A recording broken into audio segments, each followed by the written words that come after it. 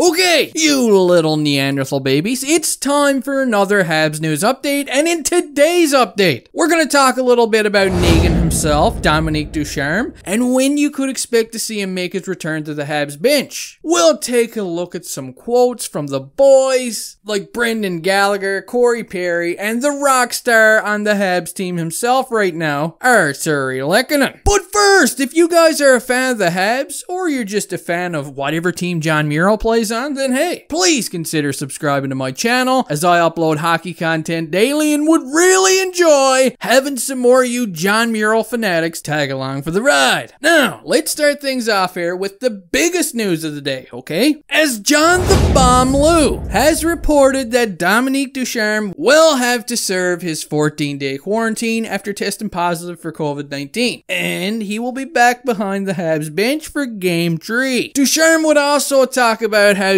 since he's been back at home watching the games on his TV like the rest of us, he's getting a lot of alternate angles on certain plays. And he's been relaying all sorts of information back to the team to try and help them out and make adjustments to their game. So yeah, the man may be locked inside his basement for 14 days, and I'm pretty sure he's probably sitting down there with 14 dozen beer. Or at least I know I would, right? And hey, after drinking all day and watching all that hockey, he's probably seeing things a little better right now. Moving on, Brendan Gallagher would speak to the media scrum today, and he was asked about retrieving the game-winning puck in Game 6 against the Vegas Golden Knights. And Gallagher confirmed, yeah, that puck was stolen for our overtime hero, Arturri Lekhonen. Usually it's always Corey Perry out there taking the game-winning pucks, but this time, Gally beat him to it. Speaking of Arturri Lekhonen, first, I just want to say, hey, I felt so happy for him when he scored that overtime goal, as the guy is a dog out there. He works his tail off every night. He's great on the penalty kill. Yeah, he's been a little snake bitten offensively since his first year in the NHL. So it's nice to see a guy like that score a big goal, the goal that sent the Habs into the final round of the playoffs. Lekhonen would speak to the media today, and when asked about the Tampa Bay Lightning, he would say, hey, to be the best, you gotta beat the best. Now, I'm not sure if Lekhonen watched a lot of WWE or WWF growing up in Finland, but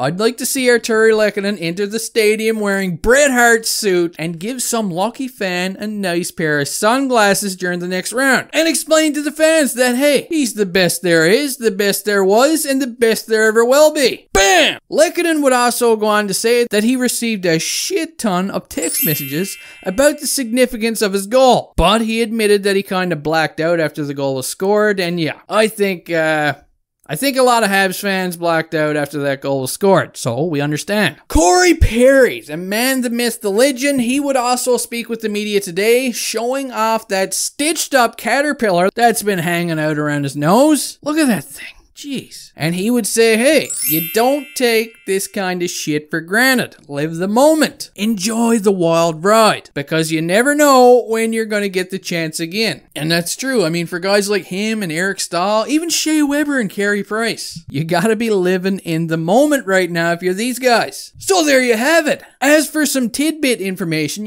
I've been kind of wondering what kind of injuries the Habs players have going on right now. As you just know, some of them gotta be playing through something. Especially Shea Weber, and well, we all know Jeff Petrie has his fingers pretty much duct taped to his hands, and it makes you wonder about the rest of them. It was revealed today after the series against the Vegas Golden Knights that Alec Martinez was actually playing with a broken foot and would have to be wheeled around by the team's medical staff during that series. And now that is some pretty crazy shit. Anyway guys, that does it for this Habs news update. I hope you all enjoyed, and hey, I'll see you next time.